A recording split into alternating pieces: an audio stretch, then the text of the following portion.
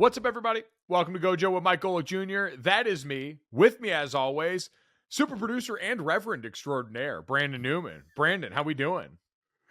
I'm doing well, Mike. Thank you for asking. How are you doing today? I'm doing great. Maybe reverend is the wrong word. Is efficient the proper term, considering you're non-denominational? I thought it's not officiant. Is the ent means a certain denomination? No, efficient is just the name Oh, for, you're yeah. cutting the back end short, so I think it's a different word. How do you say it? I'm saying officiant. You're saying efficient. Yeah, same thing. 6 of one, half I, dozen of the other, baby. Mike, the things that you hear and say they're the same, it makes me feel crazy. You've seen, remember Shutter Island, where we Yes. didn't know Leonardo DiCaprio was actually, I said his name wrong. Was wild in the head. Like you make me feel wild in the head sometimes. Well, let me take you away from it. You are officiating a wedding this weekend, correct? That's why I bring this up. Yes, thank you. Internationally, so I don't know if it passed international waters if it actually counts, Mike. But I'm going to be in Mexico starting tomorrow. Got a big boy passport and everything. I don't know what I'm getting myself into. Just be honest with you, my wife has scared me half to death about the entire venture. And also, when you do anything without your wife, usually you're made to feel bad about it. And so I haven't really felt excited about this trip, but I'm excited to see some friends and I'm excited to marry them. I'm excited to be around love, all those different things, be a part of somebody's life forever. It's all great. I am amazed it's your first trip out of the country. That's a big moment. You get to stamp the passport. That's a huge deal. I did the passport stamping thing. Now I've been on a cruise before. I believe my post graduation cruise pictures got circulated around some group chats that you were in back in the day. But I went to a Royal Caribbean cruise to Cozumel, Mexico. So been in Mexico before. Georgetown, Jamaica. But with all that stuff, all you needed was a passport. Not a passport. You needed a birth certificate and your social security card. So I combined those two things like a point system at the DMV to get on a cruise. Now I have my actual big boy passport. It is true. They did the fusion dance and became your passport. So first international flight travel, I guess, would be. But your Yes. third wedding that you've officiated now, so a veteran of the game. Yes. And also this one is a lot less stakes. I don't want to ruin something for anyone listening, but they've already officially been married in Los Angeles. This is just a show. So I really can't mess things up. I know as you went through the Universal Life Church working, there's specific words and things that have to be said for it to be legal. And it's a lot of pressure. I'm glad this time I can say hibbity bobbity boop. I do, you do, kiss the goo-goos, and then we're all done. That was how it was when I married my sister and her husband, now Ben. Same deal. So I got to make it as short as I wanted, throw movie quotes in there. What's the biggest thing you've learned from the first time you've officiated to now that you know, all right, I want to make sure that I do here because I've seen how it plays with others or I've been through that experience? That no one wants it to be long. Everyone wants to be like, oh, it's over? Like it's a big happenstance to get dressed, but when people when everyone's there and the people are there on the aisle, like 10 minutes is 10 minutes is long, but it also feels very, very short. So it's like a nice little comedy set. You just kind of get people laughing, joking. You set up for the love to happen. I interviewed both parties recently. Mike and we've talked about this off air, but I have some little anecdotes that are going to be interesting to reveal to everyone and kind of make everyone feel lovey and good. And the husband, John Wong, said to me, I want everyone to know how perfect we are for each other. And that's what I'm aiming for. That's what I'm aiming for. You got to give the people what they want. And by the people, I mean the people that you're marrying that ask you to do Yes. this. People paying for the wedding as well, the parents of the Yeah. thing. So they need You are yeah. you are correct though in that you always want to leave them wanting more. Like if anybody out there is ever asked to speak or officiate a wedding, always make sure it is a little bit less than you would like, as opposed Yes. to I feel like I'm trying to do too much. Because in most cases, you are standing between the people in the seats and the alcohol they want to consume. Like Oh, you yes. are. It's like being like I've gotten to speak at like middle schools or high schools where I'm the last event before fall break. and you see the energy in the room, and you understand these kids are hyped because they get to leave soon. They're not here because of me. And so much the same way at a wedding, these people are hyped because they get drunk off love, the food, and actual alcohol on the dance floor after the ceremony's over, and you are the last class that they have before break. Amen, Mike. And also, I feel like I may have some more stories to this because apparently this is two families that don't really get down like that with the drinking, but two groups of, I don't know how you say it. You don't say kids, but everyone else at the party is there for the party. So shit's going to get interesting in Mexico. Oh man, what a start to a rom-com this is. I can't wait to hear the stories in the back of this. We got a great show for you guys today. An exciting little smorgasbord of headlines from around sports. One of the biggest impending free agencies we've seen in modern sports history. Some cap moves made that leave a podcaster now looking for his next NFL gig. And our long-awaited review, episode 6 of The Last of Us. You and I are both excited to get back into that as the series now only has 3 episodes left of this season. Damn. But I know. Don't smile because it's over. Or don't smile because it's over. Cry because it's over. Smile because it happened. Yeah, that's the one. As always, make sure you download, subscribe, rate, and review Gojo wherever you get your podcast. Leave us a 5-star rating and a review. Make sure you also check out the DraftKings YouTube channel as well under the Gojo of Mike Golick Jr. tab. Brandon, speaking of television, though, time to do this tried and true sports media trend. We got to talk about ratings because, man alive, that NBA All-Star game that we spent so much time talking about,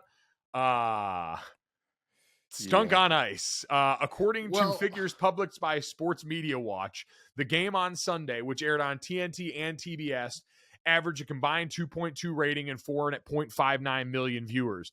That's a steep drop-off from last year. It was a 29% ratings drop from 2022 to 2023 and a 27% viewership drop. Historically, how bad is that, you ask? Well, it's the single biggest season decline for the All-Star game since 2000, which was the first one after the 1998-1999 lockout. So it's that bad right now. Worse than a quarter century type bad, which isn't surprising given the product that we saw. It's not just the product, Mike. No one saw the game and it was like, oh, this isn't worth my time. Let me change it. It was the fact that Steph Curry's injured. Kevin Durant is injured. I did exactly what you just described. For what it's worth, what you just described, I saw the start of that game and I said, oh, this is boring, and I turned it off. Really? Yes. You didn't just wait for the fourth quarter because that's where the action happens. It wasn't supposed to be anything quarters 1 through 3. No, like I can stomach when someone tells me a TV series has a slow first season, but then season 2 picks up. If you tell me the first 3 seasons are slow, but season 4 is a real banger and then it's over, I'm probably not going to watch that show. All I'm saying, Mike, is that scheduled some of the best, brightest stars in the NBA were not going to be there. We had another Giannis team who is very, very boring to watch an All-Star game. And Kobe is no longer with us. So these All-Stars do not play defense and don't compete in that way. So yes, the game is a little different, but I don't know if it's so indicative of the product being bad or NBA being bad and more of the NBA chasing the eyeballs that they're after, which are on second screens and social media and all those other things. Like it's all about the highlights, unfortunately. Well, that's what it is. And that's why, like, to me, when people are asking and spending time going, how do we fix the All-Star game? I'm asking, why do we care? Like, unless it is indicative of a larger problem, then you've got to start talking about something. And I saw Amin El Hassan and the guys in the Levitard show talking about how I shouldn't have to beg people who love basketball to play basketball. And I think he brought up Shai Gilgeous-Alexander as a first-time All-Star who was complaining about how boring it was out there. And I understand some of those frustrations, especially for Amin, who spent a lot of time in that league in a front office capacity. I get all that. But at the end of the day, for me, these all-star exhibitions we talked about are kind of dated in what their goal is. And so if you are reaching a group of fans, especially younger fans, the NBA is really good at finding ways to do that, then you're getting some utility out of it.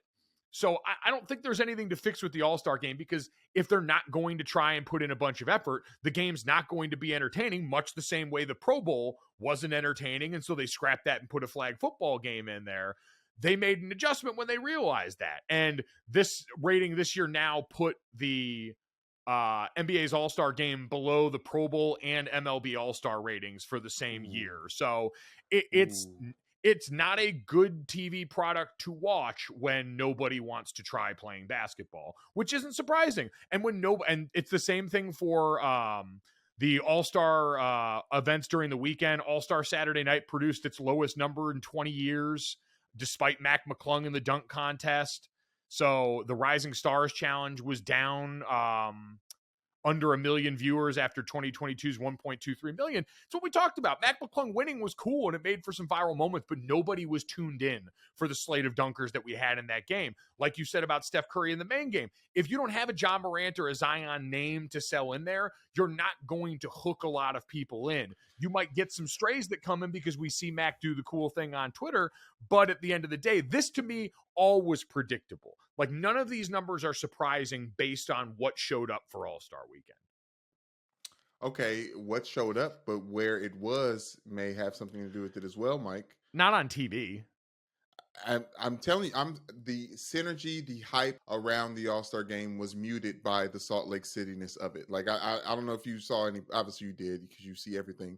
But all the publications, all the people that were there, everyone was talking about it, was saying there's nothing to do here. We're not excited to be here. It is boring, right? Versus, I saw this clip that all the smoke posted when Kobe was talking about the All-Star game, and this is what it's supposed to be. It's supposed to be the best pickup game of basketball that anyone has seen, especially in that year. And he talked about how the players in it have more competitive pickup basketball games at UCLA, which I've been fortunate enough to see in person and see how hard they compete for those quick 1st to 7 point games, win by 2. And that's real basketball. What the All-Star game used to be. So instead of blaming those people, I think I'm ready to blame LeBron. I'm ready to blame Giannis. I'm ready to blame like whatever the All-Stars are, because all these younger All-Stars are following the lead of the people that are in front of them. And when LeBron James is taking it as a network opportunity and, just camera crews following around, things like that. Like no one is taking the actual game serious, and no one is thinking about putting a show on for the people in the audience or the people at home.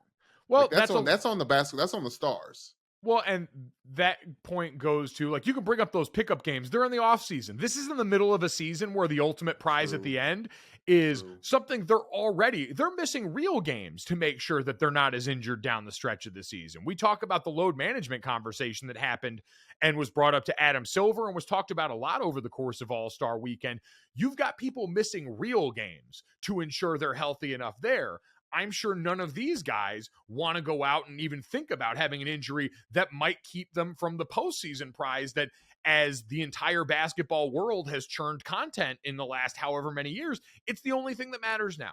It's the only thing people care about. It's the only way we validate players. And so I can understand why they prioritize that the way they do, because all of us have prioritized that. It is the rings culture conversation that happens all the time. So I'm with you in the All-Star game, but again, that doesn't matter to me. It's, do you believe that the All-Star game is indicative of overall apathy towards the NBA? And I don't think that's the case overall. I still think the NBA postseason is an incredibly compelling product.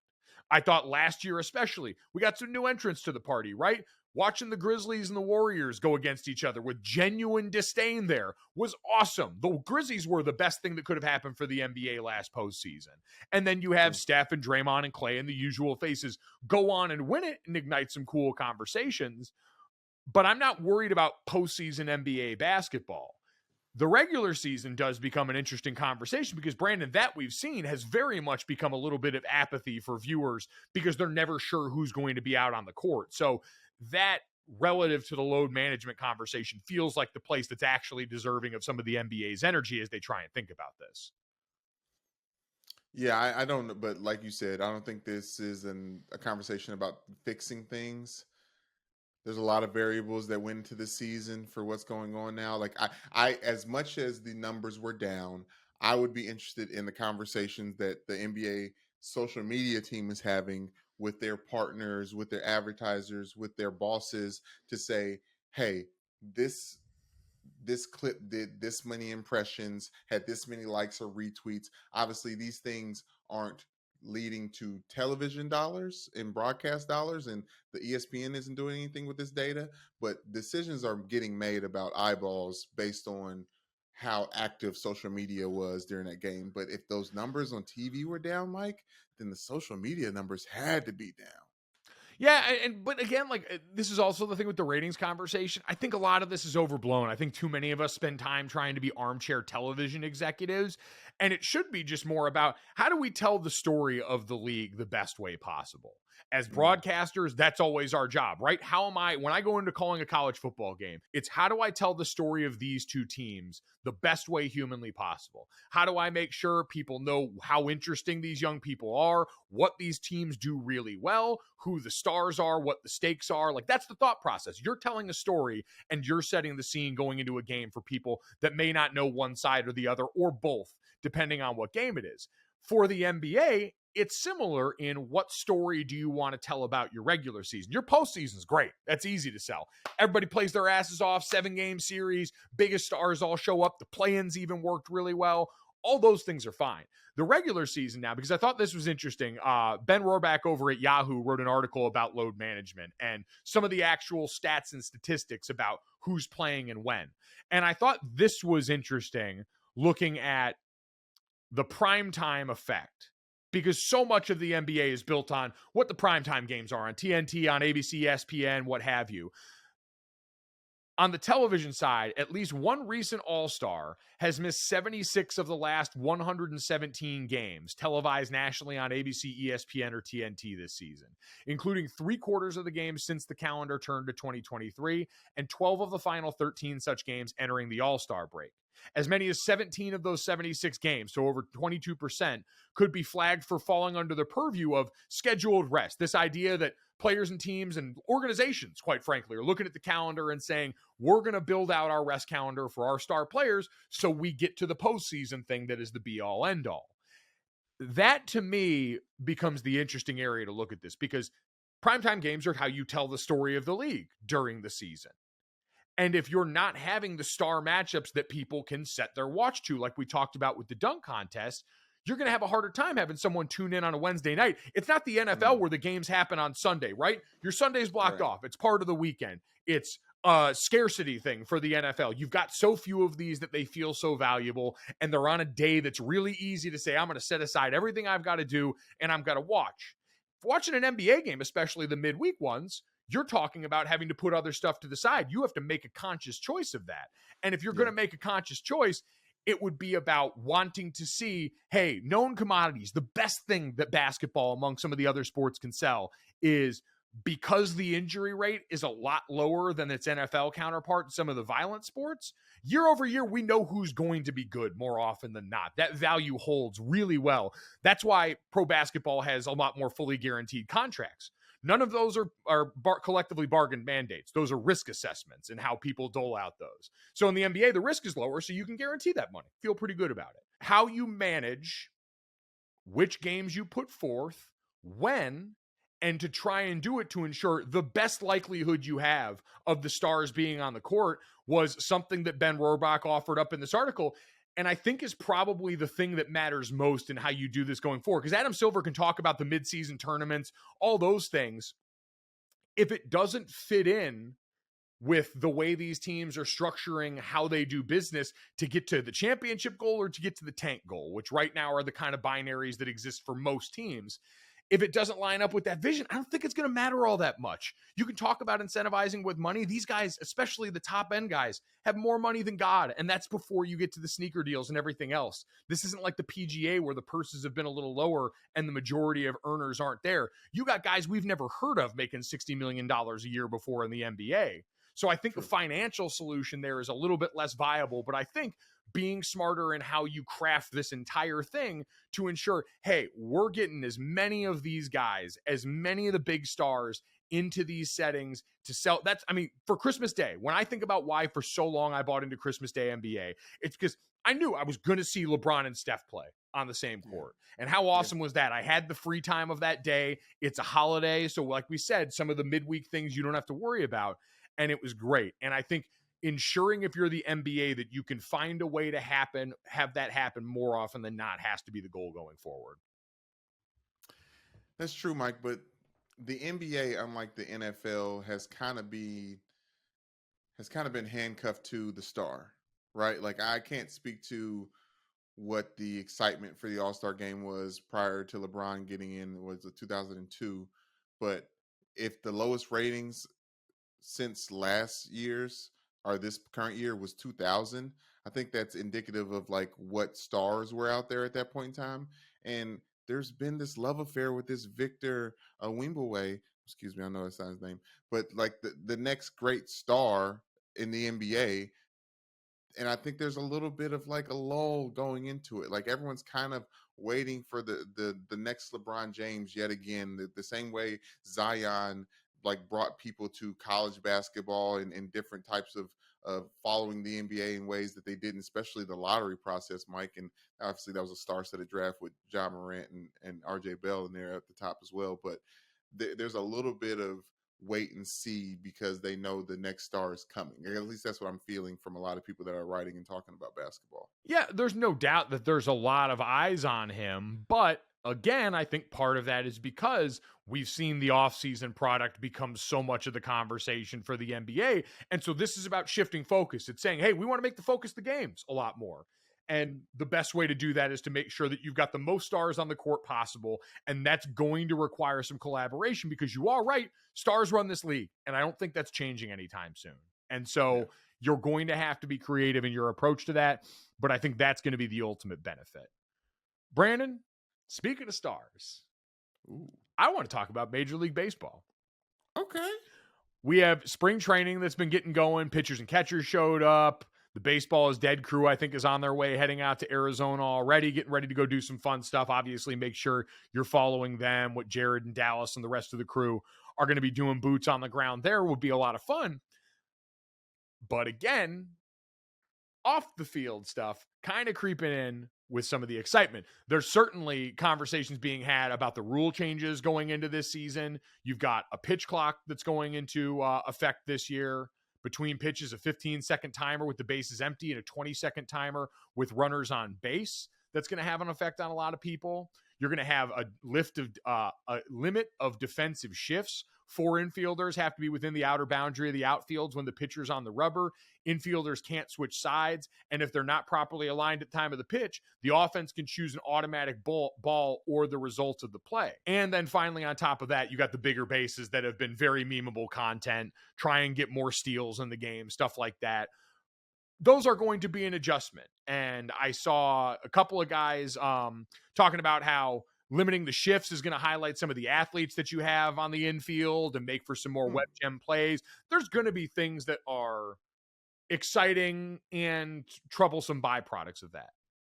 But the real interest to me is what happened with Shohei Ohtani. So his agent, Ez Balello, was speaking on Monday talking about Shohei's future with the Angels. He's in his last year of his contract right now that he signed when he came over to Major League Baseball.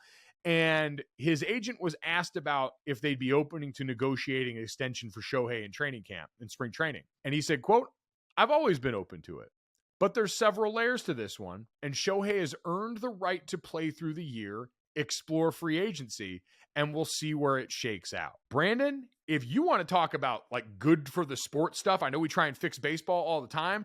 You don't need to fix and baseball's trying with the rules, right? They're trying to do some things to speed up games a little bit. They've listened to some of the criticism, and we talked about liking when sports try.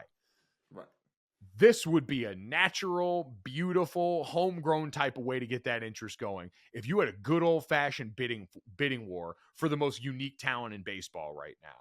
If you had the Mets and Steve Cohen, who's been out here trying to spend money like it's going out of style, the Dodgers, the Padres, who have been spending a bunch of money, all trying to get this guy up out of the Los Angeles Angels team that hasn't been in the postseason since Shohei showed up in an Angels uniform and has buried him and Mike Trout, one of the other great players, the greatest player in this era of the game, has buried them in anonymity. What a coup for the league that it would be not only to have this player dominate headlines, but to then have the end result be that guy ending up on a team that could give us Shohei Ohtani playing baseball in October.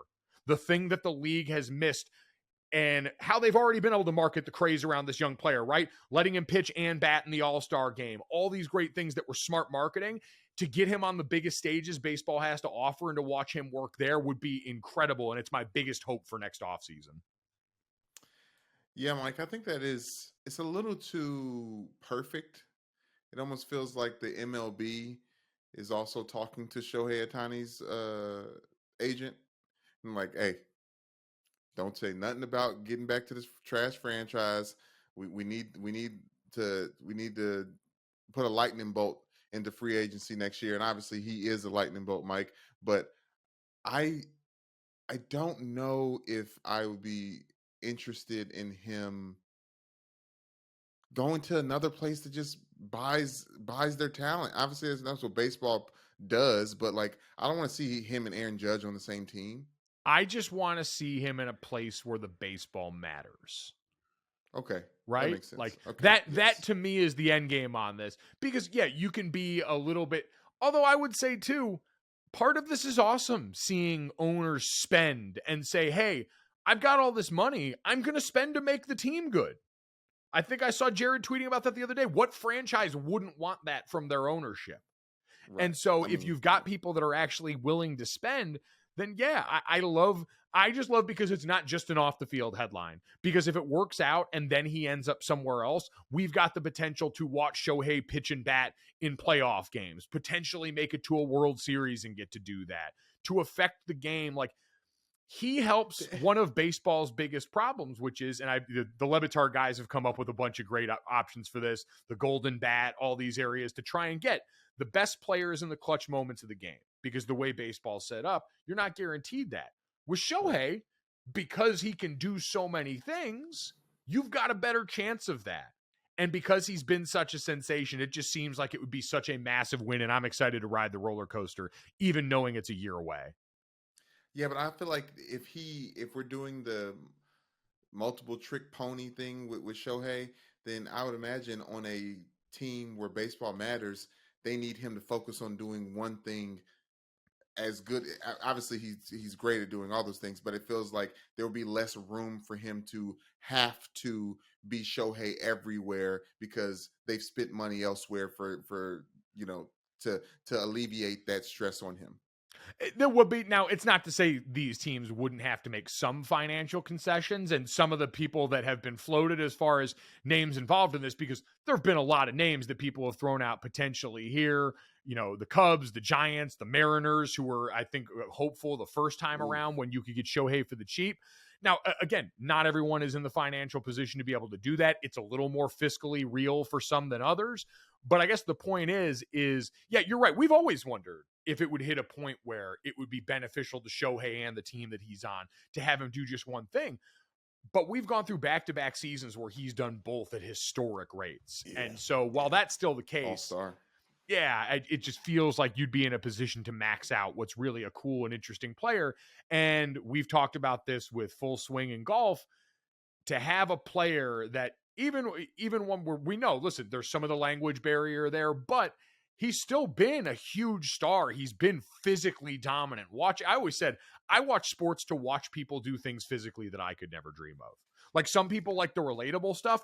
I don't. I want to watch mutants. And watching Shohei Ohtani hit the baseball is like, it makes the Super Mario sound from Smash Bros. When you get to use the bat as a weapon, that perfect Mm, hit where it's that whistle on contact, like you're hitting with a metal yeah. bat. He clubs that ball to death every time. And it's so much fun to watch. And so I just think he represents so much of what I like about sports and gets to do it in a way that you've got tried and true baseball people that are blown away by what a historical outlier he is and the fact that we maybe don't even celebrate it enough. Yeah, I regret, excuse me, I neglect to remember how exciting it is when you have a player set the market again. Because it really is like it's like I mean, shit. Like Bryce Harper got a chance. I mean, obviously he got a chance to go to the World Series for the first time this last season. But when he was getting courted, like this shit was great. Oh, I mean, there are people wondering if Shohei Ohtani is going to be like a Mahomes contract, like a $500 Oof, million baseball player.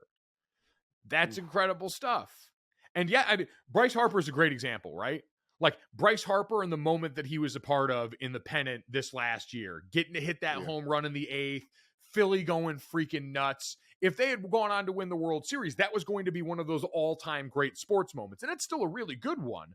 But right. that's the kind of stuff that you always root for your star players. Do they get a chance on the biggest stages? And that's really what this represents with Shohei, is that chance to get him potentially on some of the biggest stages. So we'll have more baseball coming up. We're going to try and talk to the baseball's dead guys coming up more. Make sure we get you guys ready as spring training gets going here for all the change that is coming. I'll be fascinated to see going through spring training how players are adapting to these newer rules. You heard a lot of guys talking about, hey, it's not just pitchers this clock affects. There are hitters that are going to have to make adjustments to this. And so plenty to keep track of there. Brandon, let's get to what's been one of the most dominant headlines and important headlines of the week, something that we wanted to get to on here, but certainly wanted to give the appropriate amount of sincerity and care to, as it's incredibly serious subject matter involving Alabama basketball player Brandon Miller, who played last night against South Carolina. The school announced about 3.5 hours before tip-off. This comes despite Tuesday, Tuscaloosa detective Brandon Culpepper testifying that Miller had brought Darius Miles' gun to him on the night of the shooting death of 23-year-old Jamia Harris after Miles had asked him to do so via text. Darius Miles, who was on the Alabama basketball team and has since been removed from the Crimson Tide's program, and Michael Lynn Davis face capital murder charges for the death of Harris, who was shot and killed near campus in the early morning hours of January 15th. Darius Miles admitted to providing the gun used in the shooting, according to investigators, but said Davis was the one that fired the weapon. Brandon, there are so many layers to this story, as we've heard over and over again. He has not been charged with a crime, right? It goes all the way back. It was Miller brought the gun to his former teammate, Darius Miles, a gun that was later used in the shooting death of 23-year-old Jamie Harris after Miles asked him to bring him the gun via text message. So again, it was the gun that ended up becoming a murder weapon. He did not touch the gun. He did not use the gun, that being Brandon Miller, but he was asked to bring the gun via text message. This all was further complicated when the day this happened, Nate Oats, the head coach of Alabama, was asked about this event and basically said Brandon Miller was a kid in the wrong place at the wrong time. And given the new information that come to light, that Alabama has said they didn't have that information at the time that Nate Oats made that statement, however you want to phrase it, appeared to minimize what's an incredibly serious situation that their best player and an NBA draft prospect was now implicated in. So, Brandon, there's so many specifics of this that we've seen from Brandon Miller's representation, who have said everything that happened that night is on video where this all went down. Brandon Miller, there's not a crime that they could charge him with at this point. All sorts of complications where I understand the legal system fails, but I am not comfortable at this point rendering what I believe could and should happen to Brandon Miller, what I think he did. But what I know is that how this was handled by Alabama was subpar and put everyone in here in this situation where I don't think he should have played in that game. I think so much of this for Alabama was going to be how you presented this. Did you handle it with care? And they fumbled on that. And putting him out there in that game creates and continues to just amplify this is a story in a way that's not fair to the rest of the players on that team, the players on South Carolina that are in that game, and quite frankly, just felt a bit irresponsible to pull him off the court for at least that game, take a breath and say, all right, we as an institution and how we handle this, we messed up. And now we've got to figure out what we are going to do with this going forward, taking very seriously what this all means in this incredibly sensitive process that's going on. I mean, it's not fair to the victim's family, Mike. No, Like thank you. I That's think absolutely should be first on the list. Thank you. Like you said, we don't know, so you can't be so finger pointy and like bad here, left and right. But this is your number one prospect. This is your number one scorer on your team. Alabama was and has been one of the best basketball teams in college basketball this year. So for this headline to come out and for the head coach to be very nonchalant about his players implicated and implemented in the murder of a student, I think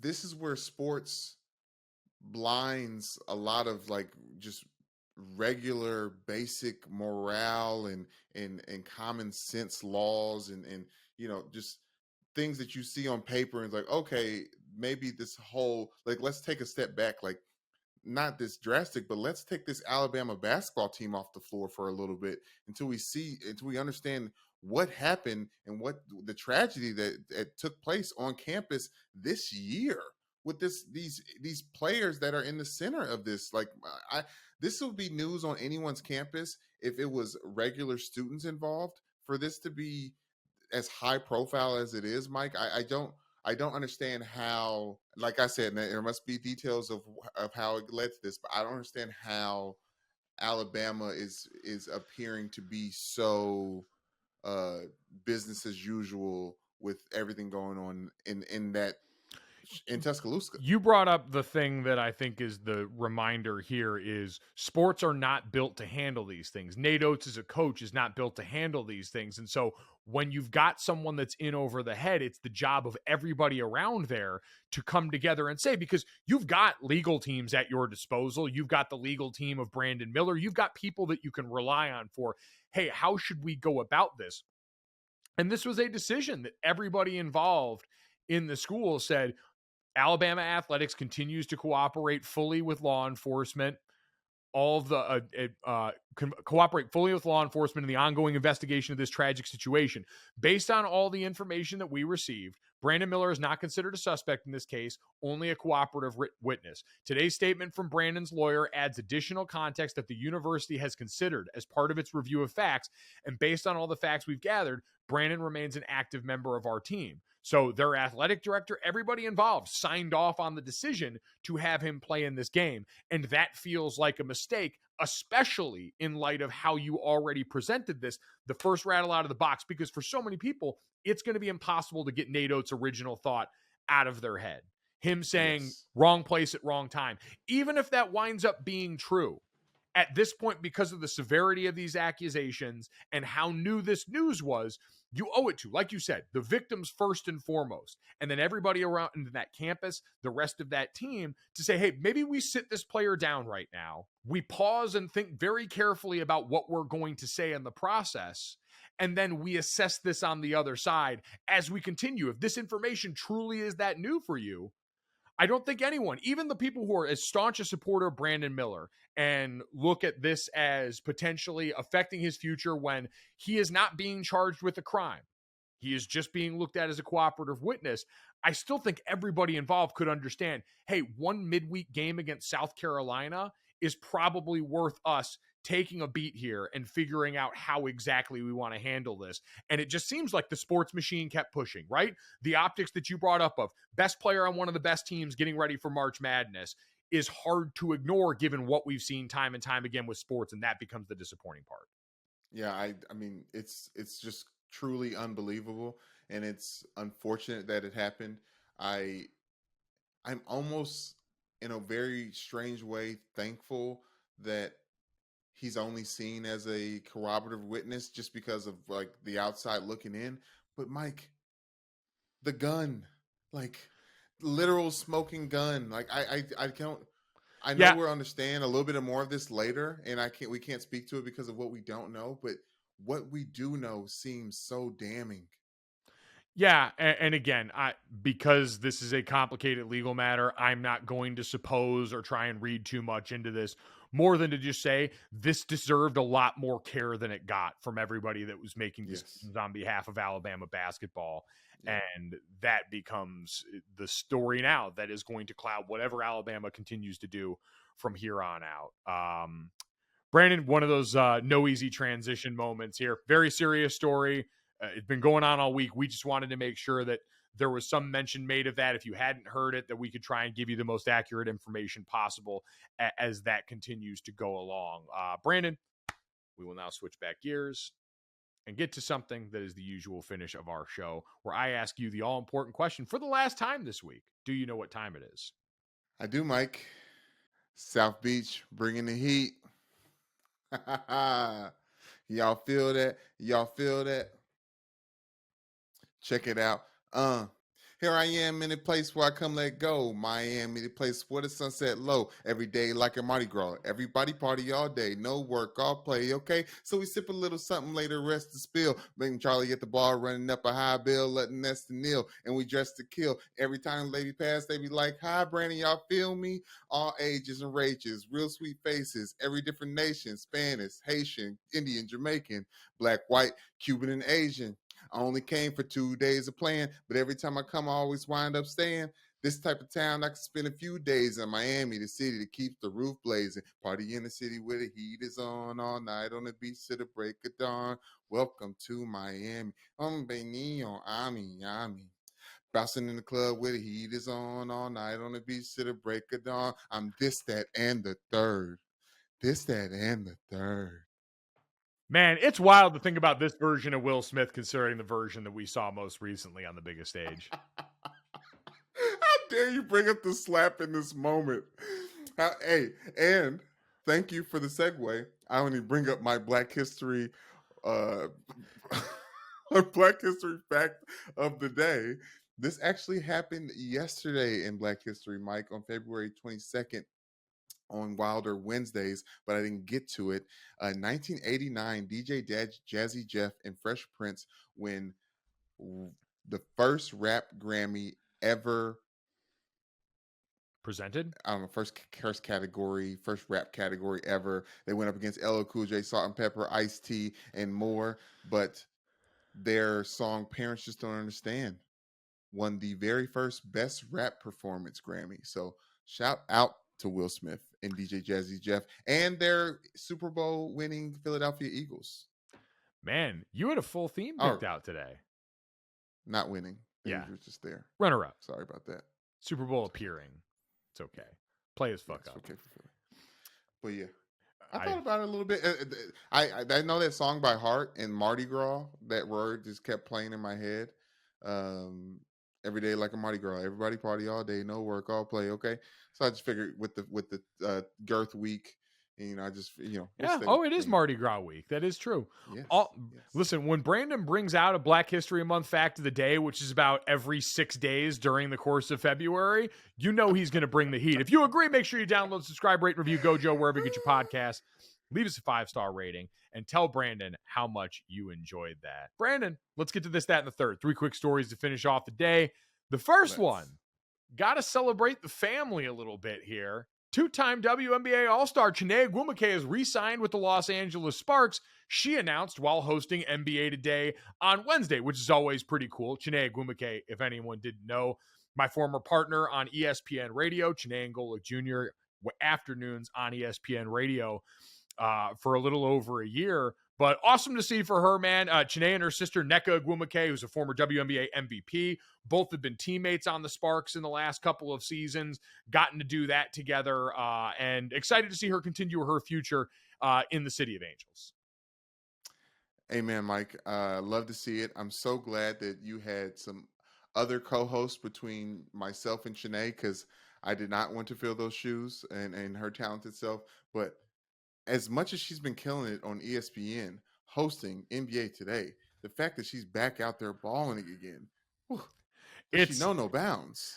Bro, Chiney is one of the most impressive people I have ever been around in my life because of the amount of things she's simultaneously balancing at once. Like her, we talk about great sports families all the time. Her and her sister, both #1 overall picks coming out of Stanford in the WNBA draft. Both WNBA All-Stars. And off the court, NECA is the president of the WNBA Players Association. Chiney, one of the VPs. I'll never forget 2020. Chiney opted out of the bubble because she was dealing with some injuries. And NECA was in there when the Jacob Blake shooting happened and the NBA players walked off the court. During every commercial break, our show got blown up 5 minutes before air. It was all on that. It was all on the response from these leagues. And during every break, I watched Chiney on the phone with NECA, trying to coordinate what's our response going to be? How are we going to present this unified front? How are we going to coordinate this with our television partner who's broadcasting this in the bubble? All then going back on air to offer up very deeply personal opinions about what had just happened, the loss of yet another Black life during a summer where we saw that happen far too often in big moments. And it was an awe-inspiring performance, someone who day-to-day brought it, one of the best teammates I've ever been around. So excited to see her continue the basketball side of her passion, something that she still very much loves. Like, don't let all the TV shit fool you. She's ready to ball, and I'm excited to go watch it here. Going to be front and center at some Sparks games as this comes up this summer for sure. Brandon, let's get to that.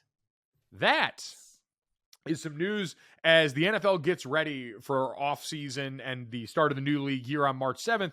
We're in franchise tag season. We've talked a lot about the quarterbacks, but this also means that we're in cap casualty season. And it was announced by the Bussin' with the Boys podcast that Tennessee Titans made a number of moves to get under the salary cap, including releasing longtime left tackle Taylor Lewan, also wide receiver Robert Woods, and linebacker Zach Cunningham, and kicker Randy Bullock. They were $23 million over the cap. Lewan saved them just under $15 million, but three-time Pro Bowler, the 11th pick in the 2014 draft, and was entering the final year of a 5-year, $80 million contract that he signed. I think he was the longest tenured Titan at this point. He had been there for 9 years, but you even go back and look. I saw him on Pardon My Takeover Super Bowl week saying, I'm going to get cut this offseason. 2 ACL injuries in the last 3 years and a big number. He's a smart veteran player, understood and saw the writing on the wall. And now we will see if, he wants to continue playing, if all those injuries have added up for him and he'd rather sail off into the sunset and keep going with the podcast. But that's a franchise face kind of shift for a guy that had always been a very vocal face of that group in a lot of ways. Yeah, I mean, coming off of the Trey Smith interview earlier this week, I just can't stop thinking about all the ass kickers at O-line that I've enjoyed watching over time. And Taylor Lewan's one of them. And even when was struggling with injury and was still playing out there, how transparent he was about, this player really got me today. I'm going to come back and be better next week. Like, he's been a pillar in this new media landscape.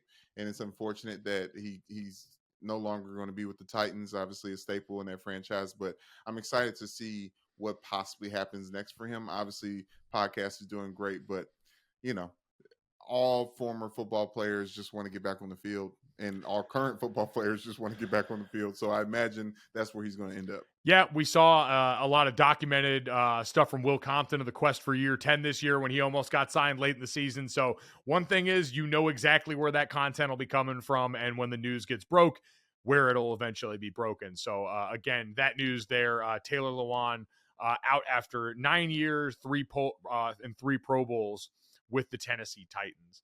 Brandon, let's get to the third. Clear out some space. We have been watching The Last of Us, giving reviews on this podcast every week as it has come out. Usually we like to wait till later in the week, as you and I sometimes need a couple of days to see the episodes. We want to give everyone time to see the episodes. We will always say, spoiler alerts are on deck. We are going to talk about specific plot points happening in this episode and up to this point in the season. If you haven't seen it yet, make sure you stop listening here. For everyone else, let's get to episode 6, Brandon, titled Kin.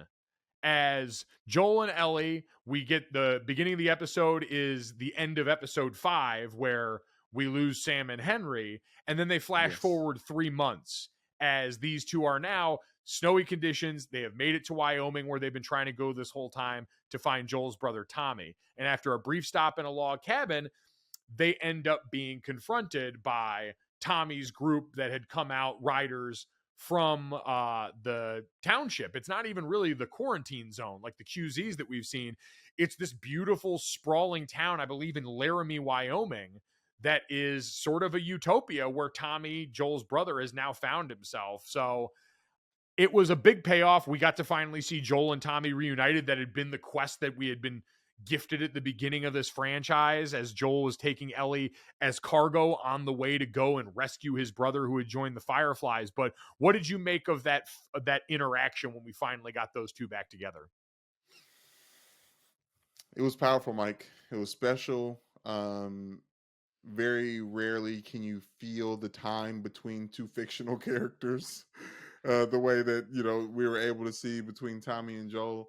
But also, I thought one of the things that hit me most was just that this community could exist during this time. Yeah. Right. It was one of those things that, like, amongst all the craziness, you would hope that there was somewhere where someone was doing it the right way and it wasn't dangerous and there wasn't a one dictator just ruining everything like Kathleen. Like, this was a family of people trying to start over in their little town and being as protective as they possibly can. That's why I thought the couple that they ran into before they got to Tommy in Wyoming was such a special scene, and so important to, like, just how we're building this world and this narrative. But I don't know.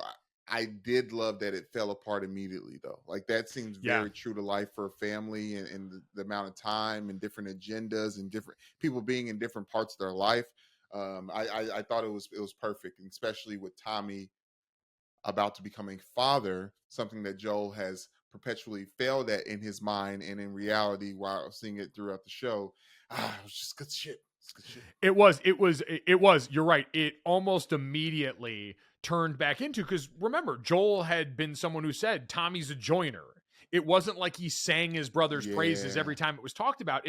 There's only so many things you can trust in this world, and blood is the top of the list. And so I am going to go out and find my brother, because who else, especially now that I've lost Tess, can I actually trust? That's why it really serves to show too, Ellie's now become his. Like, the lines are drawn in that for Tommy, it is, I have a wife here and I have a child on the way, and that is my priority. And for Joel, it's, I have this mission with this young girl that is now, for lack of a better term, become like a daughter to me. And you saw that friction immediately kick up between the two, when all of a sudden it wasn't just as simple as, well, I've arrived, I came into the thing that I was going to save for you, and now here we go on the thing that's important to me, at least not until after it took a little bit of convincing from Joel, where we kind of get to also the crux of this is, once you get that abrupt thing, which, by the way, I think it's worth noting, Joel never apologizes for any of his interaction with Tommy in that argument. Tommy comes back later and apologizes to Joel. He never does the same, which is interesting, because there was the moment where Tommy tries to basically fish for a compliment and say, I think I can be a pretty good dad. And Joel, I'm paraphrasing here, essentially says, yeah, we'll see.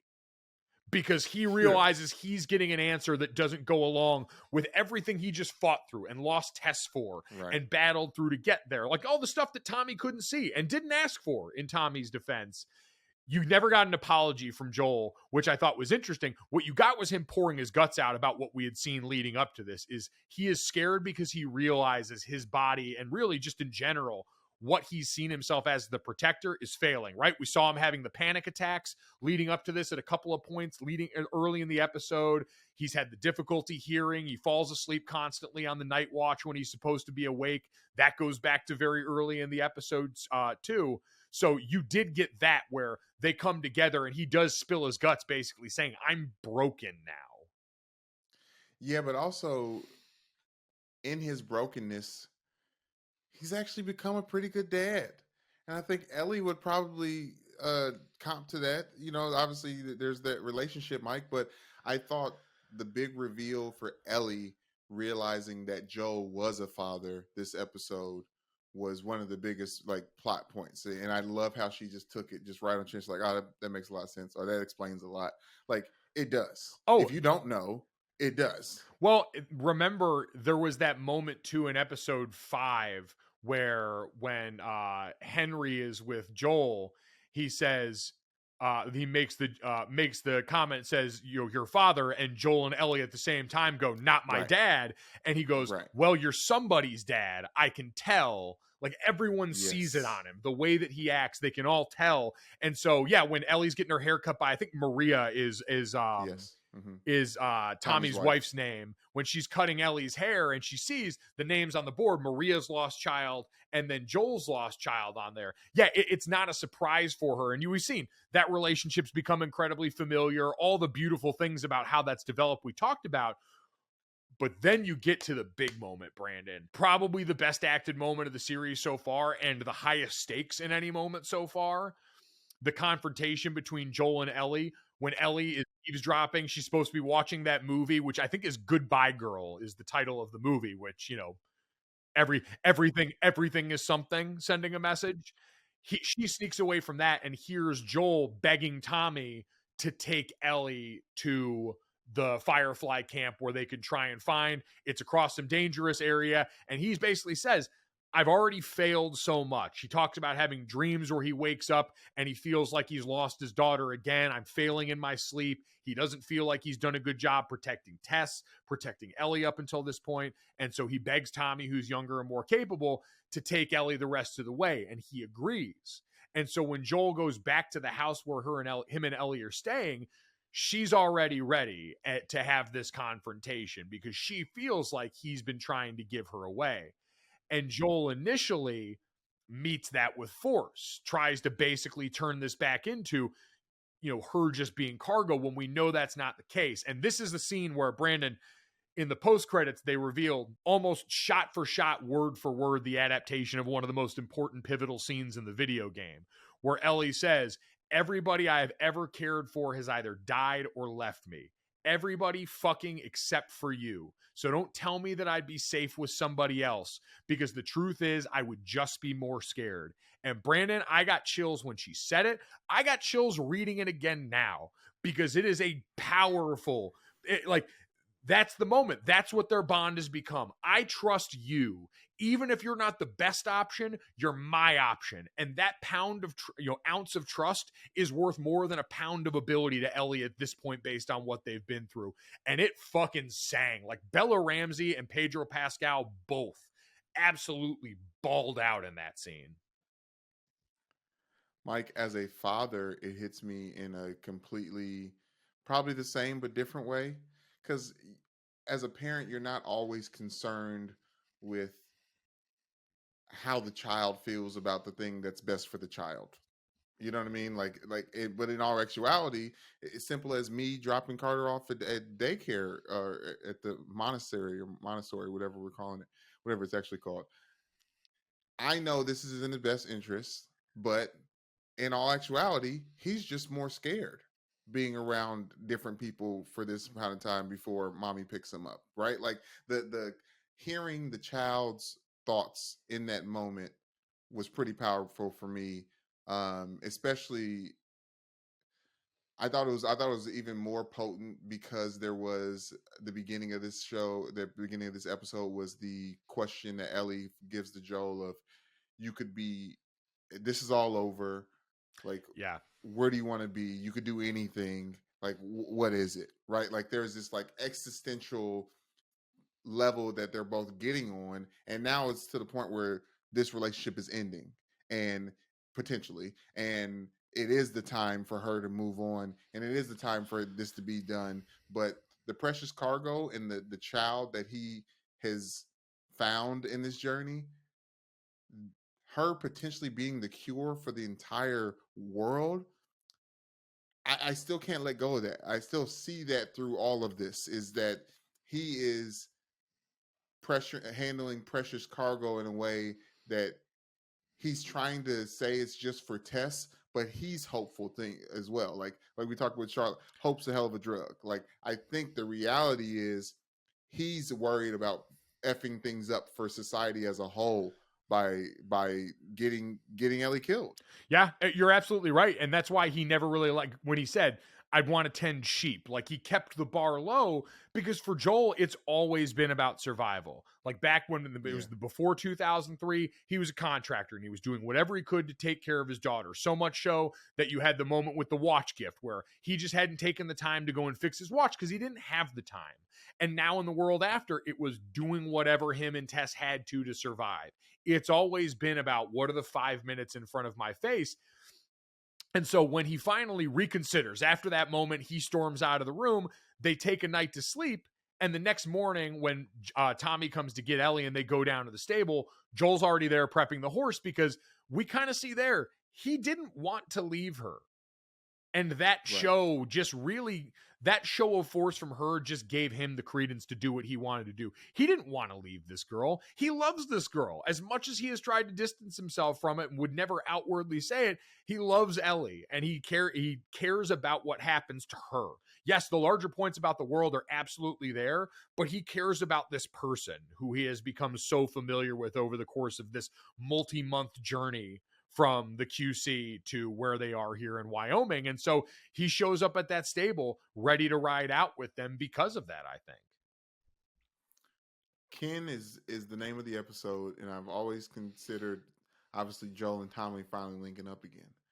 But it's really about Joel and Ellie. Like, there's something about the term kin of relationship, but not that like hard line in the sand of blood. Oh, you feel me? Well, 100%, Brandon. Like, and it's what happens in life. Like we see it all the time. Proximity dictates a lot of that, but Joel and Tommy have different lives now. They have other people that are responsible for them, and they'll always love each other. But you saw it comes baked in with so many of the things that they've been through together.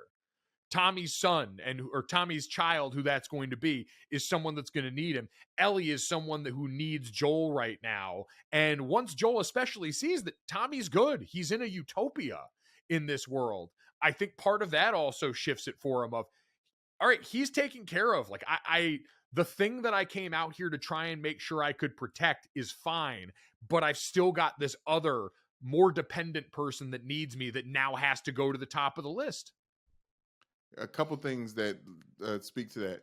When he first met him, he said, "What are you doing here?" He said, "I came to save you," right? And then when he realizes how he was able to survive, he gets pissed at him that he stayed off the radio. He tries to blame Maria. He's like, "Oh, so she's the reason why you stayed off the radio." It's like, I'm trying to protect this entire town by not giving up where we are. Sorry if it wasn't just sending smoke signals to you and Tess, but I do feel like, and I want you to speak to this now, as someone who just bought a PS5 and I imagine has bought this game, I need to understand how the shot for shot scene, this moment that you like so eloquently put out for us, is so integral in a effing video game. Like, I don't understand how this strong of a narrative that can bleed over to it's not TV, it's HBO script and hit so hard when we're talking about a video game with, we won't say the name like that, but mushroom zombies. Right. So, Brandon, yeah, it's a great point, and I realized this. So, yeah, bought a PS5 the other day, like we talked about with Charlotte, and I got God of War Ragnarok, the Harry Potter Legacy video game, and The Last of Us Part 1. And I started playing The Last of Us last night. I'm only up to, I think, about episode 3's worth of the way through. It is very hard when I am out of practice. But the thing I realized playing both of those games, I don't know if you remember, Halo was really popular when we were in college. Yes. Similar type of game where you're going through first-person shooter. There's objectives you got to carry out, other people you got to work with, NPCs, all that stuff. But that was a game where it was action with a side of story. Like, I always remember, you could skip through a lot of the narrative stuff. You just hit the A button and move through that and get back to whatever the next, round of aliens you had to shoot was. These are now basically feature films with a side of, like, action from you. You can't fast forward through anything. You sit there and you digest this entire product that they've put together. So you get these long runs where it's like watching a movie or a TV show play out in front of you. So many of those deep narrative moments, you're sitting there baking in. And then on the other side, it's, hey, you've got to get away from some clickers, or hey, you've got to get from here to Bill and Frank's place and try and find a way to navigate through certain situations. But it is much more close to a 50-50 or even 60-40 narrative versus action split than it was with the games that were even starting to broach that when we were coming up. Well, I was going to say the first time we saw this was with an actual zombie movie, like Resident Evil. I don't know if you remember back in the day on PS2. Oh, yeah. Like, it was the first like thing that everyone gathered around and played. Like the same guys I was playing Risk with. We cleared off the table and went to a TV and started watching this Resident Evil, and there was like shock and all, like big, like scary moments that were all just narrative based. And I think at that point in time you could not click through. And I think obviously they fixed that in further video games, but it's good to know that this is pulling from a cinematic source. Yeah, I guess it is definitely become cinema, and with the graphic technology they have, all these things make it that way where that's possible, where a moment like that can come to mean so much to the video game community that when the show does it right, it gets all of this acclaim and praise for it on the other side. Brandon, obviously the ending of this episode also very important as Joel and Ellie begin their journey. They go off, Tommy stays behind. The brothers have kind of mended things, but again, no sorry from Joel because that's just not how he operates. And so as they go out, they find and get, mixed up. They get to where they thought the Fireflies were, which was supposed to be at a university that was around there. They make it through relatively unscathed on what was supposed to be a dangerous path. And then the Fireflies are supposed to be there, and they get there and nobody's around. And then a couple of, roaming bandits end up on the school property, and they've got to fight their way out of that. And you brought it up before, Joel kind of seeing the hope for the world through Ellie now, where he's sort of been invited because of what she represents to kind of think about a little bit more. When they're riding around on the horse, he says, you know what? I changed my mind about what I want to do if this vaccine works and we can all go back to normal. I want to be a singer. And they start to have that conversation, and then stuff, then they get up there and stuff starts to go kind of haywire. But that's that little bit of hope that she has kind of worn him down. In the same way he's sort of hardened her, she has sort of softened him to the point where he is starting to wonder if this is possible and not just dismissing it, right in time for a firefight between him and these bandits, where at the end we see Joel get stabbed. And okay. Did you choose your words carefully there? Why? Because in the episodes to come, I didn't see him. And the last time we see him, he was very much bleeding out. Yeah, so the episode ends. They manage to get back on the horse. Him and Ellie skip out of off the campus and get towards the railroad tracks away from these people that were attacking them. And Joel falls off the horse, and we have Ellie applying pressure over the top. Honestly, role reversal to what we saw in the very first episode with Joel and his daughter, where Joel is over the top of her, trying to hold the blood in this wound, begging her to stay with him. And Ellie's saying, I can't do this without you. It is the almost mirror image with the roles reversed of father and daughter in that moment. But Brandon, speaking of choosing your words carefully, watching the after episode thing, everyone there was very careful where we didn't hear Joel's death or anything about Joel dying. And I've seen, I haven't looked ahead for any spoilers, but it's just one of those where when it's not really stated explicitly, and with how much this show tends to use flashbacks of times before in the way that they explain character origins and stuff, I wouldn't count Joel out just yet. I don't know that for a fact, but I don't think we are done with him. Okay. That would make me happy because I'm used to people that I care about dying in these HBO shows. Would be very Game of Thrones of The Last of Us for him to die there. Right. Yeah. And he's white as a ghost, and I don't see a medic.